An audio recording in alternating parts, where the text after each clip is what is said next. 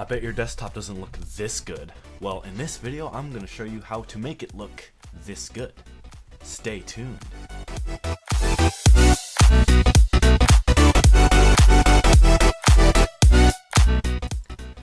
Alright, so here we are in a new copy of Windows 10, and it's pretty new. We have all this crap in the default settings and all that good stuff. And all I've installed is OBS just so I can record, and all the installers we will need for this tutorial. You can get all of these programs in the description. There will be links, and let's just get straight into the video. Now, we're going to be starting with none of this. We're actually going to be starting in the settings of actual Windows. Now, that is blinding, but a lot of people do not like the light theme, so let's fix that. So you click on personalization and you go to the colors and you go all the way down and you see this choose your default app mode. You just click dark and then ooh, there it goes. And this also changes File Explorer, so I'll drag that there. If I change it to the light theme, it changes too. So light, dark, it looks a lot better. So I recommend doing that. It's better on your eyes, and if you want to help your eyes even more, I'm not sure if it's here, there's night light mode. You won't be able to see what that does, but it makes it very orange. That's for like at night, but that's not really a customization thing, but just so you know. You can also apply this setting to the start, like the start menu, or and the taskbar and Action Center. That's not Action Center, but this is Action Center. And then you have the title bars and window borders, and the window borders would be like this little line here, and then the border around the File Explorer window. You see, it's if I disable it, it's hard to see here. Just move that out of the way. So if we enable it and disable it only when it's highlighted, it'll show up as blue. Now, if you want to change the color, I mean, it's pretty simple. It's right here. So let's do purple because I like purple, and let's just work with that. We can now move on to extra software outside of Windows. That's just like the simple stuff. I mean, you get the idea. If there's any other things you want to customize, it's not that hard. So we're going to be starting off with the free software. This is paid software. This is free software. Now we'll start with some simple stuff here. This is Ultimate Windows Tweaker, which doesn't require any installation, really. But it has this message, good for you. Anyways, this software lets you change lots of interesting stuff. So you have customization tab here, which lets you change a lot of stuff here. So this is very subtle things. So you have this little volume slider thing. I should probably not mess with that. Burn my eardrums off. Anyways, you can disable that and get the classic one. And you get this, and you get the little mixer button here, so you can conveniently open that. So I personally prefer that. I'm not going to go through all of this, but you can just pause and check and see if there's anything you've always wanted to change. There's lots of stuff here. And there's more pages, there's performance optimization, there's stuff for Internet Explorer if you care, but I wouldn't use that.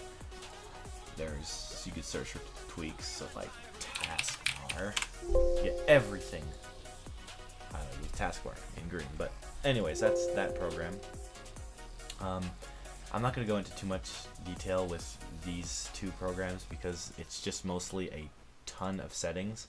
Now this one is WinArrow Tweaker, I believe that's how you pronounce it. Do not install in portable mode unless you know what that is, or because I don't even know what the reason for using that is. And just go with normal stuff unless you want to change something. You can choose for all users with current user. I'll do current user, I guess. And then just install. We're not going to visit the website. And then just agree to the terms and conditions, and then let it run. And you should get this window. And it's pretty much the same as Ultimate Windows Tweaker, except there's like more options. I mean, there's a lot of the same options. It's just changing registry entries, so it's not really anything interesting. But you have like, this is really helpful. Okay, so let's go to, I guess, Bing. That's what we're working with here, and let's look up a picture of a dog, I guess, because why not dogs? Everybody likes dogs. Look at this adorable dog. Yes. Oh, okay. Well, that's not what I wanted to do. What? Okay. Save picture. That's what I wanted to do. Okay, let's just save this picture of this amazing dog. Great dog. Get out of here. All right. So now we have a dog, and we open that with Photos. A lot of people don't like the Photos app. I don't blame you. So this is the old Windows Photo Viewer program, and let me tell you, it's great. So if you activate that, it opens up this, and you go to Photos here, and you have a new option. This was not here before. You click Windows Photo Viewer as the default. Takes a moment, and then we open this image, and now it opens in Photo Viewer. So now, let's move those to the side. We will now be moving on to this program, which is very simple. You've probably seen the Windows 10 boot logo. The little Windows logo looks kind of like this. I'll put it on screen. You've probably seen it. If you haven't, that's weird. But anyways, you might want to change that. Now, you absolutely cannot change that on an MBR formatted disk. And if you have no idea what I'm talking about, you need to go open File Explorer, right-click your disk drive that is that you're currently using to run Windows, and then go to Hardware and make sure to click on this one and click Properties, and then you go to Volumes and then you populate. It's going to open other windows. You need to go to Volumes again and then populate, and then you'll get this information. If this says MBR right here, then this will not work for you. It needs to be GUID partition table GPT. If it's not, then you can skip this part. Now, if you do have a GPT disk, then let's proceed. So now we'll just put that on the desktop here, and you just open that up, and you have all this stuff. You click the Setup exe, and then it opens up this stuff, and now you have this window. So it says Secure Boot is disabled. Good. If you have Secure Boot enabled, this probably will not work.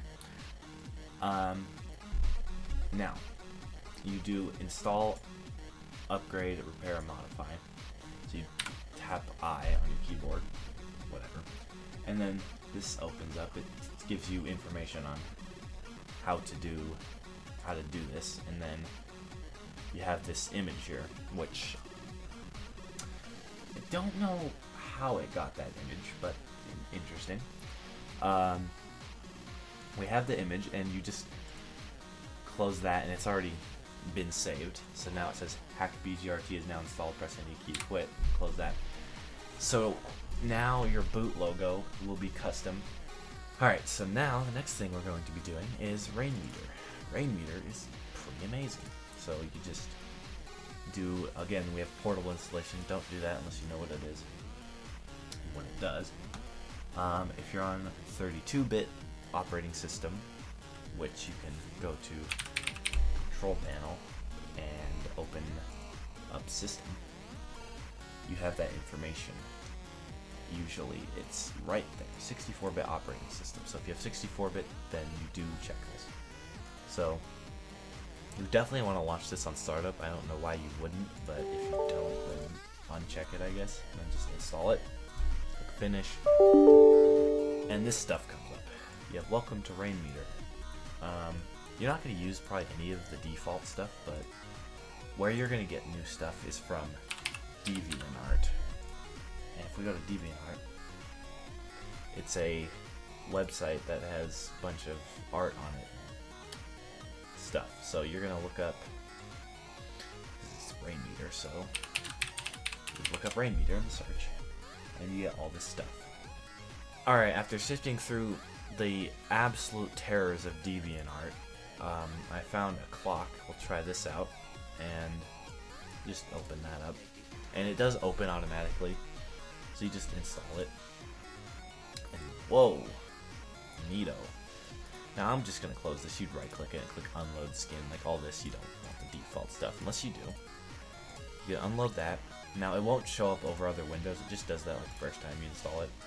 And now you have this like three-dimensional clock, which I don't know why it says 8 p.m. The clock keeps changing, but I don't know, Windows is freaking out. Anyways, it's kind of cool, little 3D clock. There it goes, it changes. There's lots of different things you can get. I got a visualizer and 2 clocks. Nobody probably uses 2 clocks, but you have this one. It's quite interesting. 8, 2, 4. That's an interesting little design. You have this little settings thing. We don't need that, but we have a visualizer, and you can change the size of it and stuff. And if I spam this, put it to max, you can see it moves a little bit. But yeah, if you play like music, the visualizer will move around and stuff. But it's also like changing colors. That's cool. And you also have the clock, and you can move the stuff around. You can also make it so it can't move, and there's tons of things you can do. And if you want to find these settings, it is kind of a more advanced program, but if you right click, you can say the visualizer, you want to make it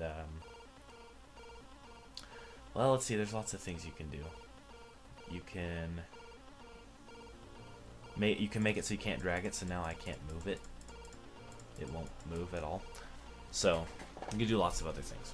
That's Rainmeter. We'll just put that there, I guess. I don't know. The next program we're going to be looking at is Nexus. Now, what Nexus does is it completely replaces, generally speaking, replaces the taskbar. Now, you can use both, but I don't see the point in that. But if you do use both, then you can. So we'll just run the setup. We're not going to extract all because it's just a README text document. Now, you just go through the simple setup. It's pretty straightforward. Accept the agreement, install wherever, start menu folder, all that fun stuff. And then you just launch the program, usually. And now you have this dock up here. Now, some people don't like the dock. If you don't like the dock, if you don't have any interest in the dock, then you can skip to the timestamp on screen now.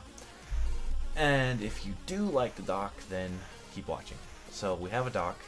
You can disable this taskbar altogether in the Nexus settings here, which we'll do for the sake of the video. So you go preferences. Wow, that's annoying. So you go to like,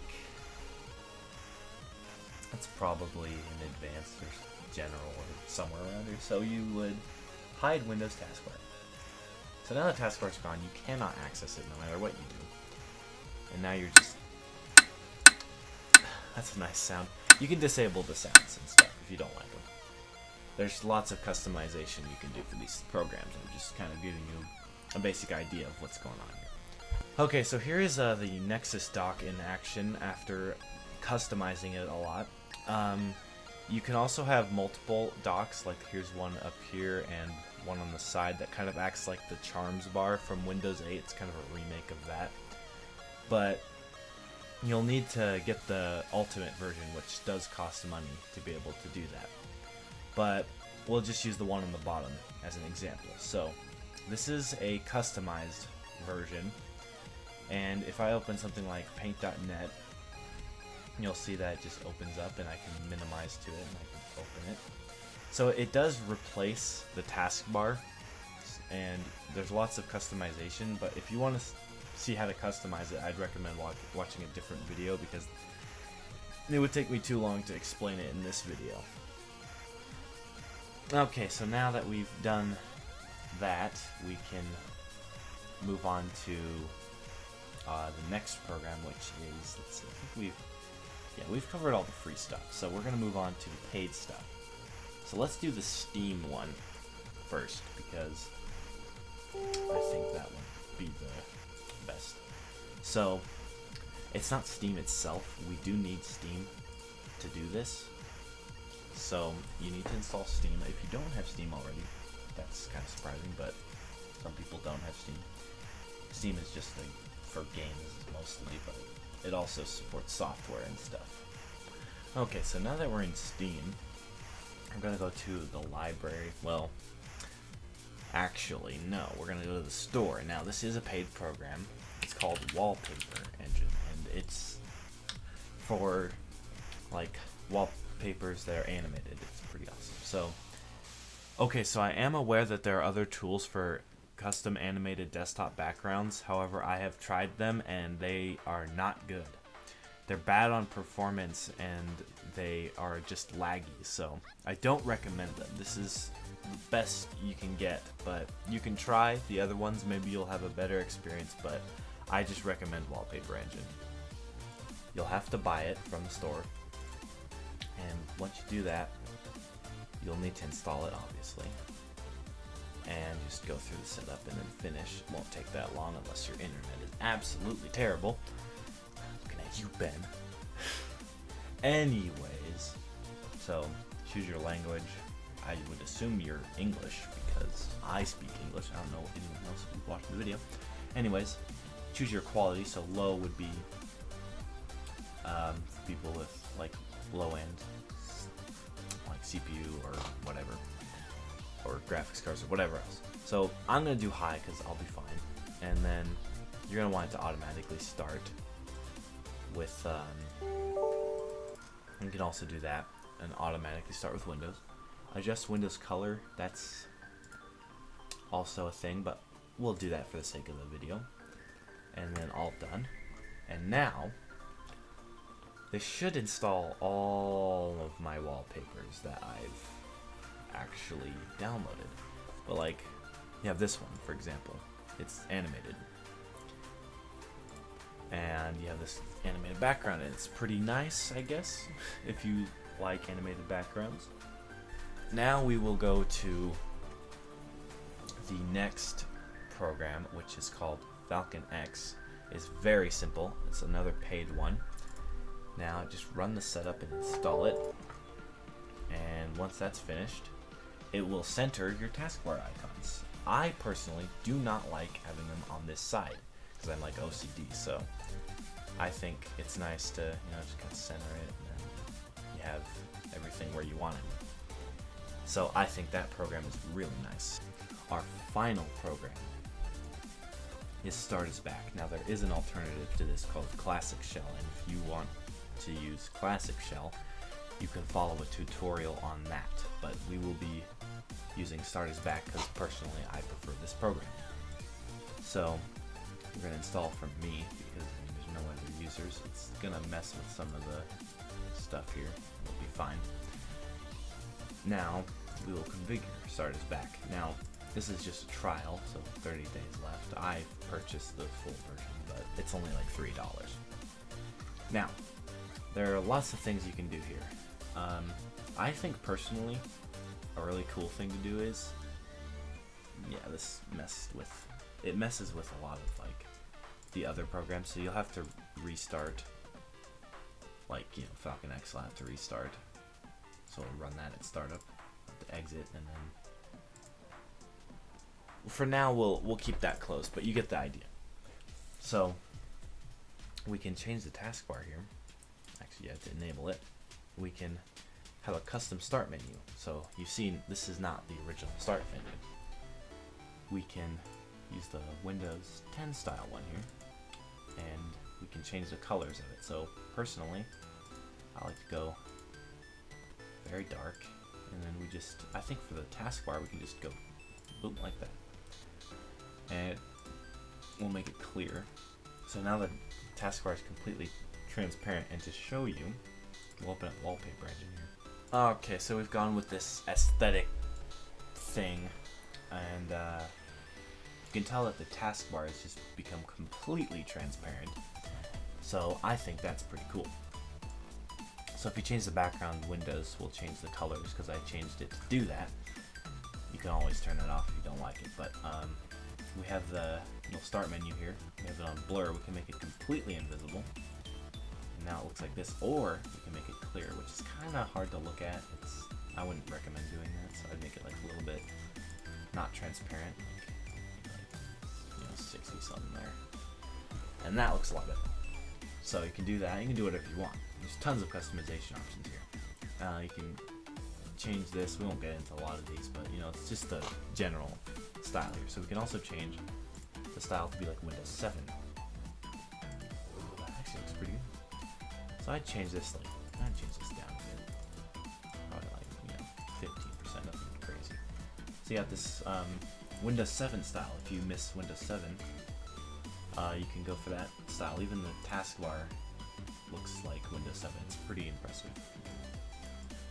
A little inception here, but anyways, that's Start is back. It's very, very simple. There's not much to it. But you also have Classic Shell, but we won't be getting to that in this tutorial since it is pretty much the same program. Now if you want to customize it after closing it, you can go to Control Panel or right click the Start button, click Properties, and that will open it. Okay, so I have installed a Start button. You just click the plus and then select an image, and you get an additional option here. So now we have this custom Start button, which is, I guess, neat. And that's pretty much it for this program. So you can have all these start up with Windows. So if you just go to Task Manager and you just go to Startup, and most of them are here, or they're going to be in the settings of like the program. Okay, so here's the final product of a customized desktop. This is my desktop. We have a clock that's displaying like a bunch of stats about my computer. We have a digital clock that fills up with the purple color as the seconds go up, or the minutes, or whatever else. And same thing goes for this date thing.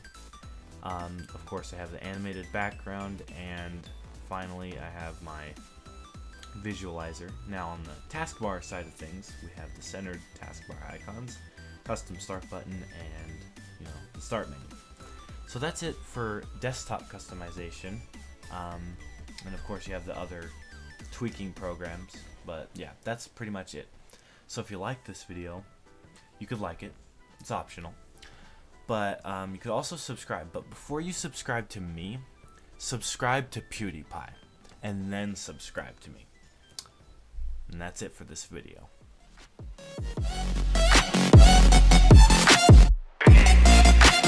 Bitch, lasagna.